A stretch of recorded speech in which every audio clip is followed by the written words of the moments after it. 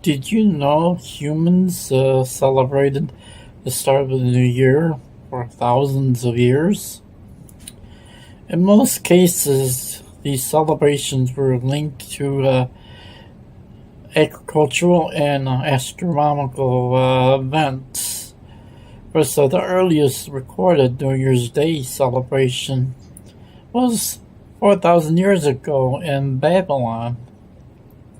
It took place during the first new moon following the vernal equinox. Yes, the new year, was originally, it actually begins in spring and not winter. Well, this was because there was an equal amount of sunlight and darkness, heralding the start of the new year and representing the rebirth of the natural world. To mark the new year, the Babylonians celebrated a festival called Akitu. It derives from the Sumerian word for barley. The festival lasted for 11 days, and a different ritual was conducted on each day. Statues of gods were paraded throughout the streets as rites were conducted to symbolize their victory over the forces of chaos. And they believed that through these rites, the world was cleansed and recreated by the gods in preparation for the new year and the return of spring. The principal god celebrated during this festival was Marduk, a Babylonian sky dog. Well, Marduk was celebrated for his mythical victory over the evil sea goddess Tiamat. But during Akitu, the new king was crowned for the current monarch's rule extended. Of course, during the event, the new king was crowned, or the current monarch's rule was extended. A king practiced a public ritual of humiliation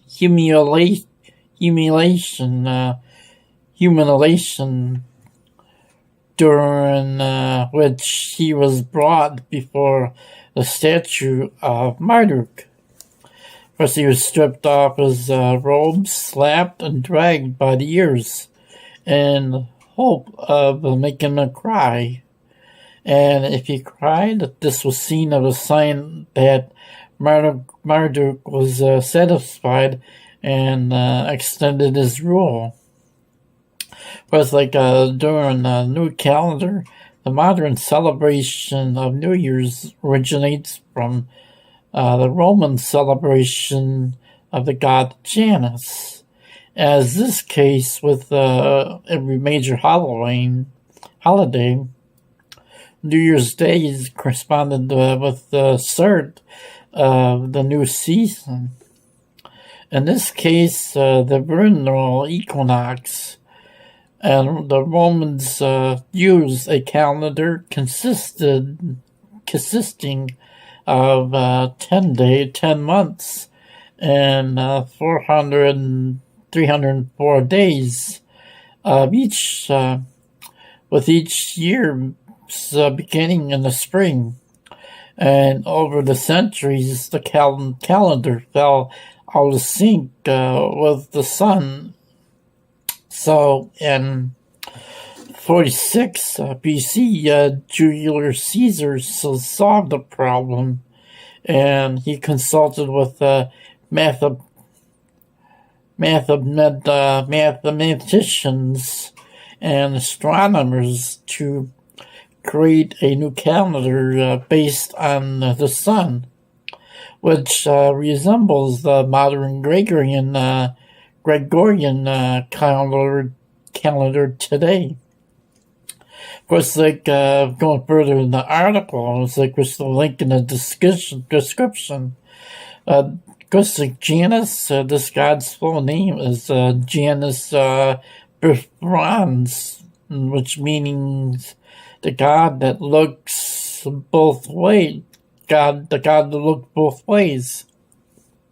And this explains why Janus has two faces as like a representation of his ability to look back into the past and forward into the future. And this idea was tied to the concept of transition from one year to the next, from one vision to the next, and the growth into adulthood. He was also worshipped at the beginning of harvest season, planting times, marriages, births, deaths, etc. Sometimes referred to as Dium, which means, of course, God of the gods. God of the gods. And Janus presided over the creation of religion, life, and other gods. For this reason, he was regarded as the most important Roman god, and his name was the first uttered in prayers before even the god Jupiter. And he inaugurated the seasons, which the first of each month were considered sacred to him. The Roman temple in Rome erected in Janus in honor called Janus Juminos, but it was the worship of Janus. Traditionally dates back to Romulus and even before the founding of Rome. January 7th was the day of the festival called Agnomium. Early Romans featured him on coins, with one face clean-shaven and the other bearded. Because during the Renaissance, this two-faced image not only represented the past and the future, but also wisdom. With Janus gates, a porter's staff and a set of keys were the symbols representing Janus, because he was the gatekeeper, and that's why the Latinized name for Janus is derived from meaning door. Now, gates in Rome, named after Janus, were open during times of war and closed during times of peace, because of the Rome's constant warring. The gates only closed twice, from the 7th to the 1st century BC, and these gates were called Geni, which represented ceremonial gateways. Usually they were freestanding structures that served as symbolic entrances and exits. And these gates were also subject to superstition. The Roman army had depart by marching through Janus. And the most famous Janus in Rome was this one, which is actually a shrine. Of course, you see pictures of them. Of course, pagan traditions, Romans celebrated January 1st by offering sacrifices to Janus in hopes of gaining good fortune in the new year. And they decorated their homes with laurel branches and spent the day partying. And it was common for friends and families to exchange well wishes and gift pigs and honey. Gifts were exchanged. because they believe the beginning of anything was the omen for the whole. Cakes made of spelt salt were offered to Janus and burnt at the altar. This was not only done during the New Year's celebrations,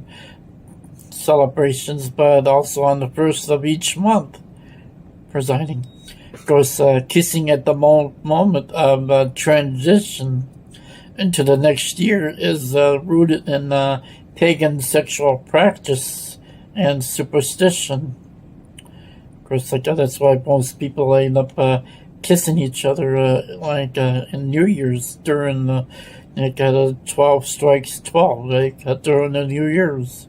Of course, watch night services were conducted to watch out for evil spirits who were believed to roam the earth during these times, hence become the tradition of staying up to ring in the new year. Of course, eating pork and black-eyed peas on New Year's Day originates from the homage to Janus and his mythological wife, Karna, goddess of human organs, was honored during her festival with a dish of fava beans and pork bacon. The peas and bees symbolize rebirth, and the pork swine was also preferred as preferred sacrificial meat to the gods.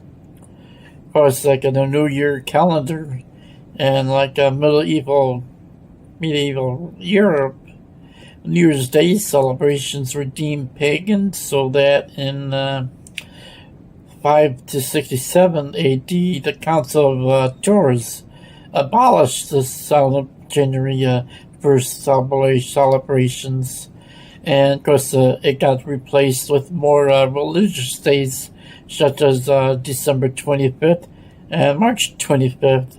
Of course, the feast of Annunciation, or the spring Germanic fertility rites.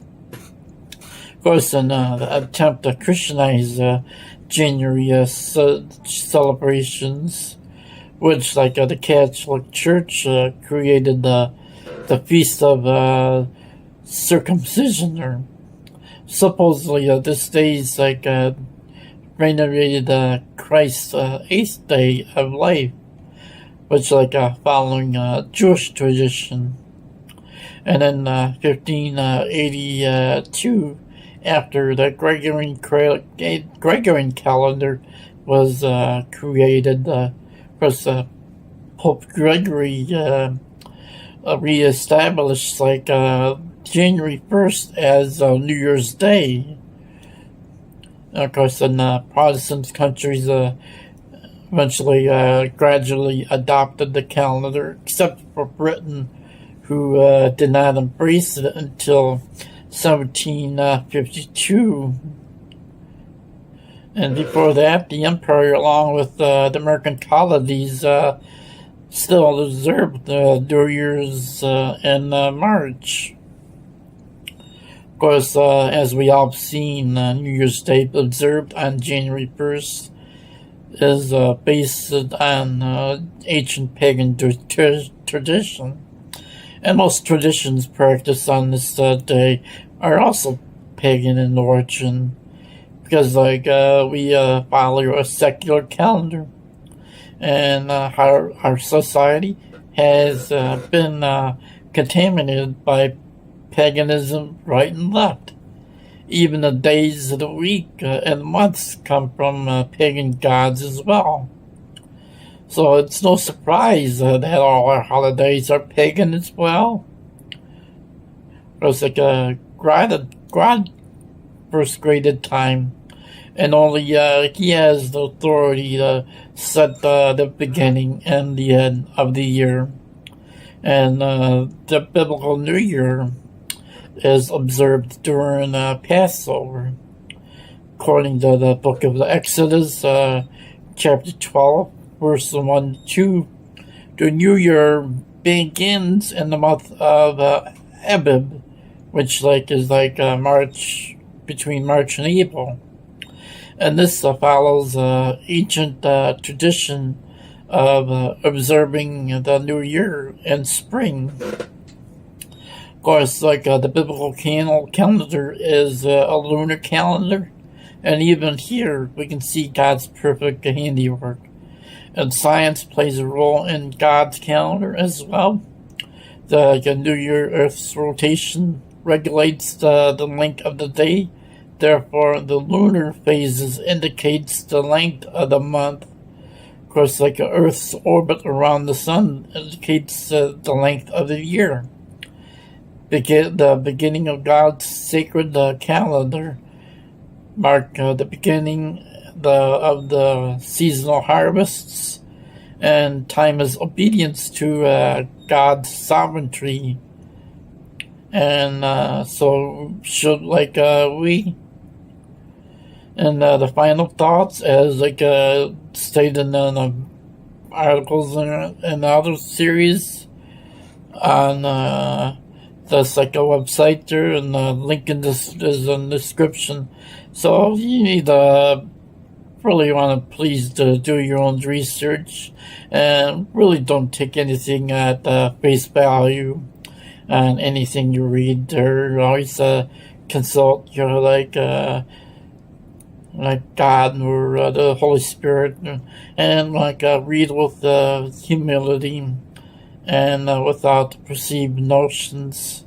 The truth always triumphs at the end, but the decision to believe or not is up to you, or not to us.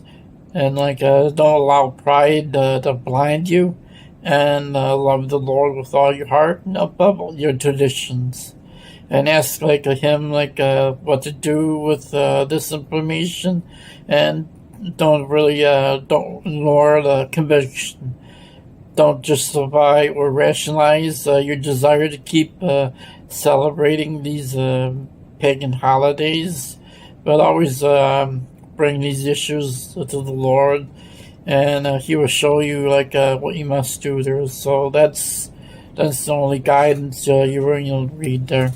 But my name is William Drosky, and it's asking you please subscribe, share this video far and wide, and don't forget to check out my videos on Patreon, since if you want to have more guide business training, more ways to earn money from home,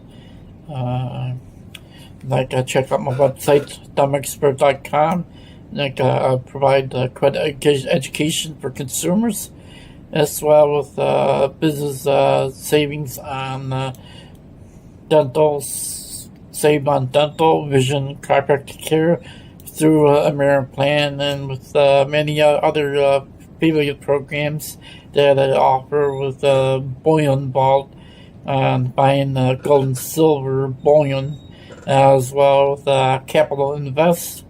And don't forget about Dental Health with immune support supplements on there, and also with Herbal Cap, which you have a wide variety of weight loss, memory, and more immune support supplements that you have at your fingertips. So this is William Drosky, reminding you shake the money tree and share this being far and wide to all your people that you know and you support within your friendship circle.